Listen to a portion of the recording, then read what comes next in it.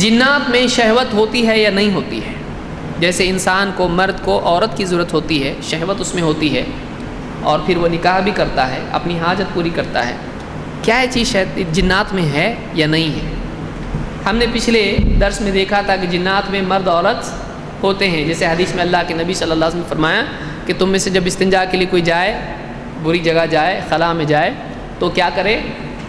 ذکر کرے اللہم انی اعوذ بک من الخبث والخبائث۔ خبثی مرد جن، خبیث، خبیث بولتے ہیں نا، یہ خبث اسی سے ہیں، خبث والخبائث، اور خبائث کیا ہے؟ اس کا فیمنن جینڈر ہے، مؤنث اس کا ہے، تو مرد خبیث اور عورت خبیث جنات میں سے، ان کے شر سے بچا، تو ان میں مرد اور عورت دونوں ہوتے ہیں۔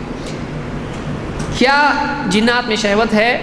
قرآن میں اللہ تعالیٰ نے حوروں کے سلسلے میں کہا ہے، جنتی عورتوں کے سلسلے میں ایک بات کہی ہے، جس سے علماء نے اس بات پر استدلال کیا ہے کہ جنات میں شہوت ہوتی ہے۔ کیا کہا اللہ نے؟ فیہن قاصرات الطرف، فیہن قاصرات الطرف، جنت میں ایسی عورتیں ہیں جن کی نگاہیں کیا ہوتی ہیں؟ بالکل جھکی جھکی رہتی ہیں۔ یعنی عورت کے مزاج میں یہ ہونا چاہیے کہ اس کی نگاہیں بے وجہ ادھر ادھر گھومتی نہ ہوں، کسی کو ڈھونڈتی نہ ہوں۔ ان کی جو جنت کی جو خواتین ہیں، جنت کی جو عورتیں ہیں، ان کی نگاہیں کیسی ہیں؟ قاصرات، جھکی ہوئی نگاہوں والی ہیں۔ لم یطمثہن انس قبلہم ولا جان، جنہیں اس سے پہلے نہ کسی انسان نے چھوا ہوگا نہ کسی جن نے چھوا ہوگا۔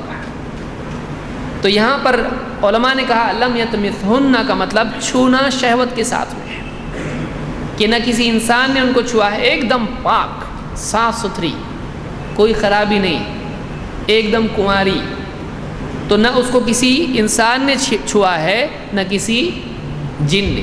جب جن میں شہوت ہی نہیں ہوتی ہے اور چھونے کا مسئلہ ہی نہیں یہاں پر، تو تذکرہ اللہ کیوں کرے گا؟ تو علماء نے اس سے استدلال کیا ہے کہ معلوم ہوا کہ اس سے انسانوں میں بھی شہوت ہوتی ہے عورتوں کی، اور ویسے ہی جنات میں بھی شہوت ہوتی ہے۔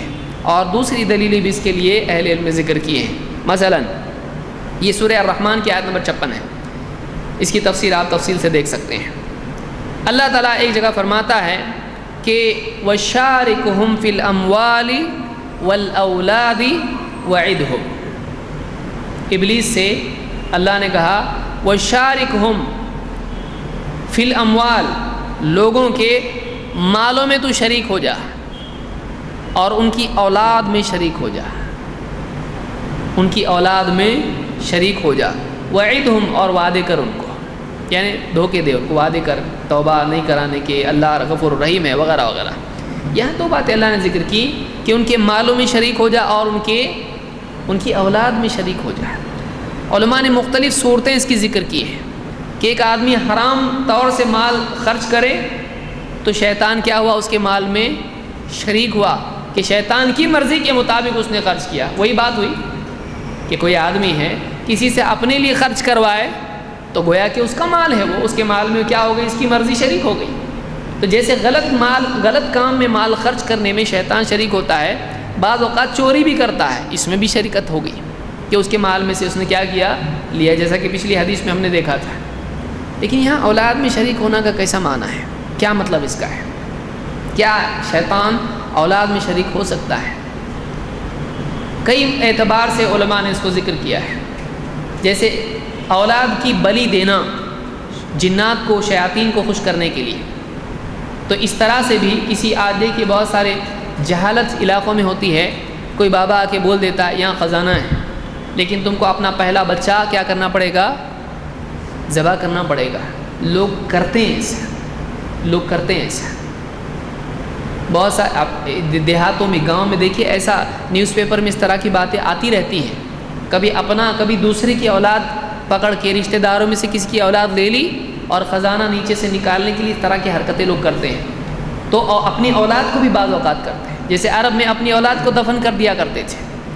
تو اس طرح سے اولاد میں شیطان کی مرضی کا شریک ہونا ہے، یا ان کو ایسا نام دینا جو اللہ کی بجائے کسی اور کی بندگی والا ہو، یہ بھی اس میں شامل ہے۔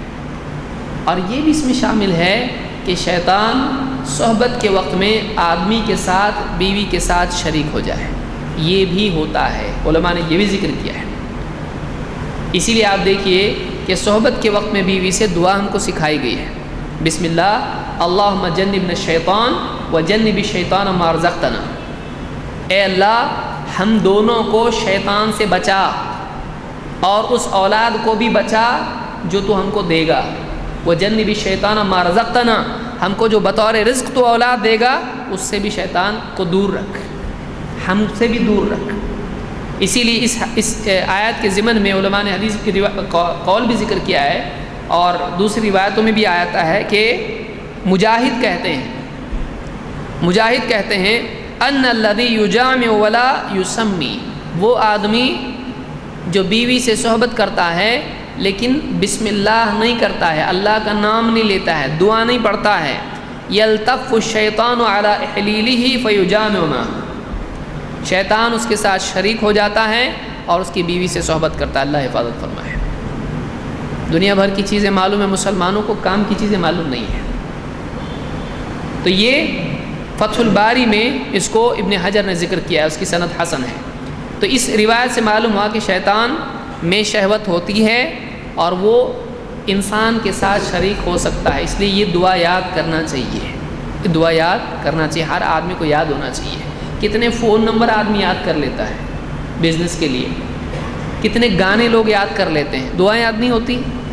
استعداد نہیں، ایسا نہیں ہے، لاپرواہی ہے. ورنہ بیٹھ جائے تو پورا قرآن یاد کر سکتا ہے، بچے یاد کر سکتے ہیں، بڑا یاد نہیں کر سکتا ہے. ایک دعا یاد نہیں ہوتی ایک لائن کی. تو یہ یاد کرنا چاہیے اگر چاہتا ہے کہ اپنی عزت محفوظ رکھے اور شیطان کی شرکت سے اپنے آپ کو بچائے، تو یہ دعا یاد ہونا چاہیے. بسم اللہ اللہم جنبنا الشیطان وجنب الشیطان ما رزقتنا. یہ بخاری وغیرہ میں روایت موجود ہے. اسی لیے ابن تیمیہ کہتے ہیں مجموع الفتاوی میں جلد نمبر 19 صفحہ نمبر 39 سے 40 تک کہتے ہیں وَقَدْ يَتَنَاكَحُ الْإِنسُ وَالْجِنُّ وَيُولَدُ بَيْنَهُمَا وَلَدٌ وَهَذَا كَثِيرٌ مَعْرُوفٌ. کہتے ایسا ہوتا ہے، جن اور انسان میں نکاح یعنی صحبت ہوتی ہے اور اولاد بھی ہو جاتی ہے، اولاد بھی ہوتی ہے. اور یہ فرضی بات نہیں ہے، یہ معروف چیز ہے. بہت سارے آپ دیکھیں جنات وغیرہ کے جو معاملے ہوتے ہیں، کئی یعنی خواتین کے ساتھ اس طرح کا معاملہ ہوتا ہے، جنات صحبت کرتے ہیں. اس کی زندہ مثالیں موجود ہیں. تو یہ ہوتا ہے، ایسا نہیں ہوتا، ایسا نہیں ہے. لیکن سوال ہے کہ کوئی آدمی کہے ٹھیک ہے پھر میں بھی جن سے نکاح کروں گا، ایک آدھی جنی مل جائے کدھر تو بھی. یہ جائز ہے؟ یہ جائز نہیں ہے، یہ جائز نہیں ہے. کیونکہ اللہ تعالیٰ نے قرآن میں کیا فرمایا؟ تم ہی میں سے تمہارے لیے جوڑا اللہ نے بنایا ہے. تو معلوم ہوا کہ انسان کا جوڑا کہاں ہے؟ جو اللہ نے بنایا اس کے لیے، ادھر ادھر نہیں جانا چاہیے. جو جوڑا بنایا انسان ہی میں سے، انسان کا جوڑا بنایا. تو ان خلق لکم من انفسکم ازواجا، اللہ نے تمہارے لیے جوڑے بنائے ہیں. تو ہمارے لیے جہاں جوڑا اللہ نے جہاں جوڑا ہے وہیں جڑنا چاہیے، یہاں وہاں جڑنا نہیں چاہیے. ورنہ اڑنا شروع ہو جائے گا جنات کے ساتھ میں، معلوم نہیں اس کا کیا حشر کر دے. ایک آدھی دوپٹہ اٹھایا، معلوم پڑا یہ جنی ہے، دوسری صورت میں آ گئی، بھاگنا شروع کرے گا. تو یہ جائز نہیں ہے، شریعت میں جائز.